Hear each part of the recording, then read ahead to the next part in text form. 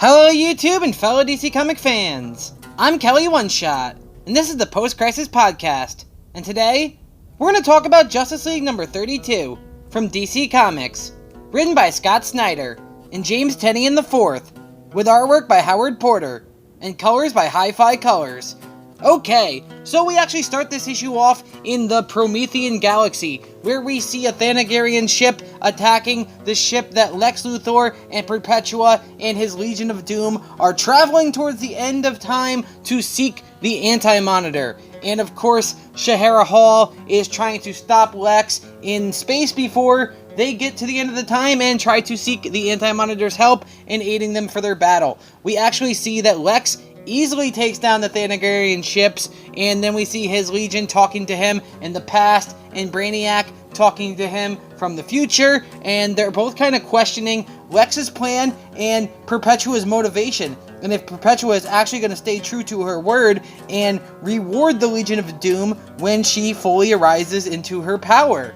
And Lex actually tells them that you need to have faith, and he convinces his Legion to hear his words, and they go out and continue their mission in the past and the future. It's here that Lex talks to Perpetua, and she tells him to not get upset that his Legion doesn't have faith, as she feels that the actions of Doom are spreading throughout the past and the future, so ultimately their plan will work according to them, and she says that she's going to travel to the end of the multiverse so she can seek out her son, the one son who she thinks will help her in her quest of Doom, the Slayer of Worlds, the Anti-Monitor, so that's their quest. Either way, we then go to the past, where we see at Pearl Harbor, it is Sinestro, and he's leading a bunch of other people through the ultraviolet powers, and he is actually leading the Japanese bombing ships to attack Pearl Harbor.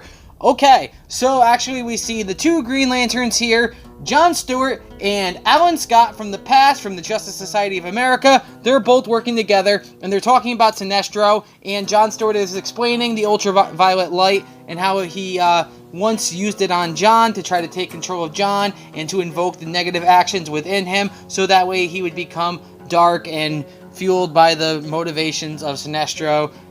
Read Justice League early on, you'll learn more about the ultraviolet light and the ultraviolet powers. So basically that's happening. And then we actually see Jay Garrick running with Barry Allen. Both the Flashes are saving various U.S. soldiers as the ships are being bombed and attacked. And Jay is wondering what's going on, why these soldiers can't move. And Barry is explaining that this is the still force. It's the opposite force of their speed force. And it is currently being used by Gorilla Grodd, who has a baby of the turtle who has the powers of the still force.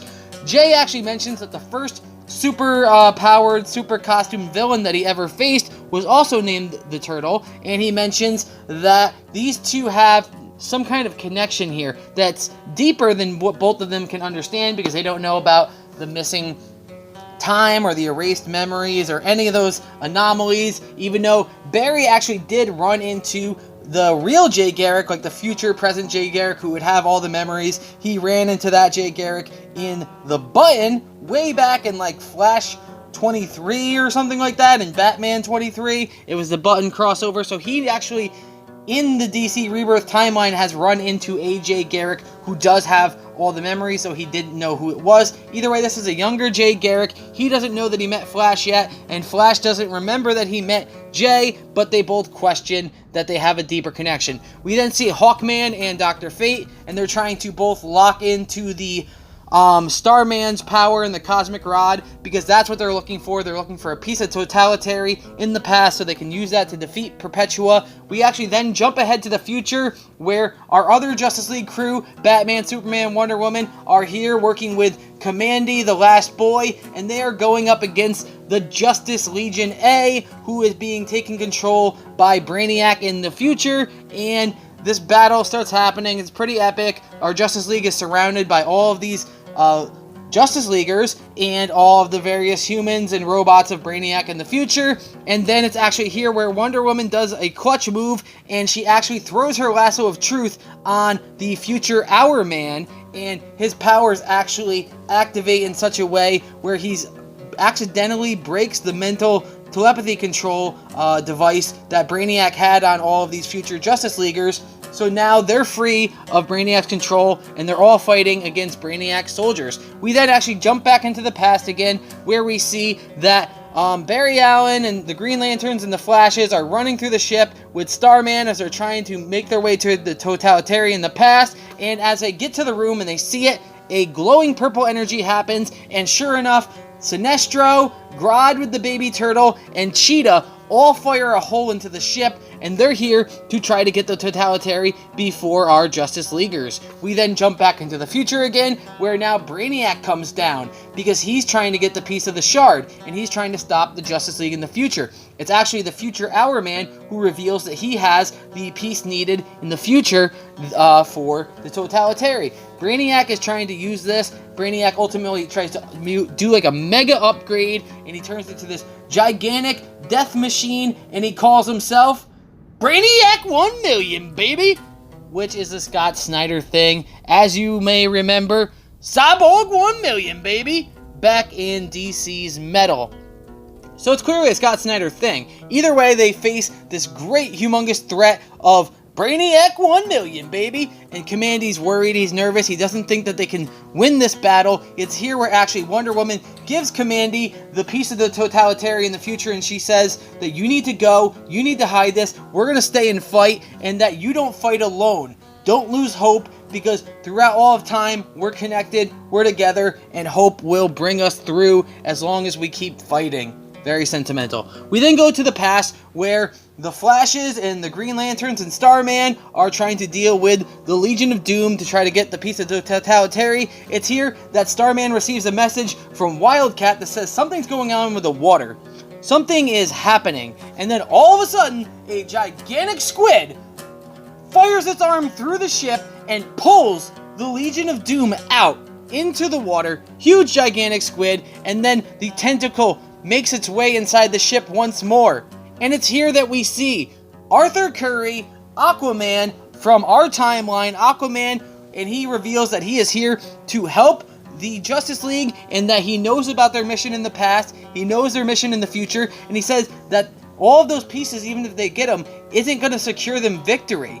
But Doom hasn't won quite yet, and to beat Doom, you're going to need Aquaman.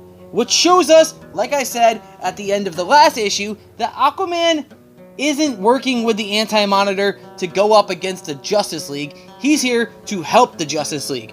Speaking of that, the final battle is already beginning here, as we see Perpetua and Lex Luthor make their way to the end of time, where they're trying to get the Anti-Monitor's help. And Perpetua thinks that her son here, who caused one of the crises, the son who knows suffering and knows betrayal and knows hurt, is here to help her. And sure enough, the Anti-Monitor tells her that you've misunderstood my actions. I was not hiding. I was preparing. I've seen the multiverse, all the horrors. I finally see that the source and the origin of all that horror, all that pain, including my own, is you. I did not come to the end of the universe to help you, Mother. I have come to stop you. The Anti-Monitor sides with justice. Now, brothers, let's bring her down. Then we actually see the three brothers. We see the Monitor, the Anti-Monitor, the World Forger. Also, we see Hawkgirl and our version of Starman from the present. And they are all here to do battle with Perpetua and Lex Luthor. So now, hopefully, the Justice League can return with the pieces of the Totalitarian, and Aquaman can help them, and we can actually see this battle finally start to truly kick off and commence. I do think that Perpetua is going to get all of her powers. Why would we build up such a character to never let her see her spread her wings? And we haven't set Lex Luthor off fully, so we don't really know his true power in his new state of Apex Predator. I'm excited to see this battle, though we have a lot of people on the Justice League side.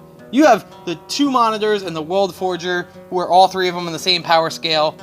And you have the Justice Society, you have Commandy, you have the Totalitarians. Let's see what happens. They're also going to get the help of the different multiversal heroes, as we've seen the Justice League have these councils with the different people throughout the multiverse, because this is something that threatens more than just our world or our universe. It threatens the entire multiverse. So this is not the end. This isn't close to the end. This is going to build up and spread its wings out to something wild and wacky, especially if you know Scott Snyder and James Tynion. I love the artwork in this book. Howard Porter is by far one of my favorite artists across the board. Great job. Hi-Fi colors, always kills it as well. They seem to work very good together. Great issue. Loved it. I'm going to read Lex Luthor's one-shot issue next. I'm Kelly One Shot. As always, you can check out these videos on my website here, youtube.com/OneShotTheory, and you can also go and check them out on comicbooklegion.com, where you can check out my videos and other things that I've posted, as well as different podcasts, written reviews, and videos from the other contributors on that website over at comicbooklegion.com. Check them all out, support them, go out and buy a copy of the comics. I'm your host, Kelly One Shot. Take care, have a great day, and goodbye!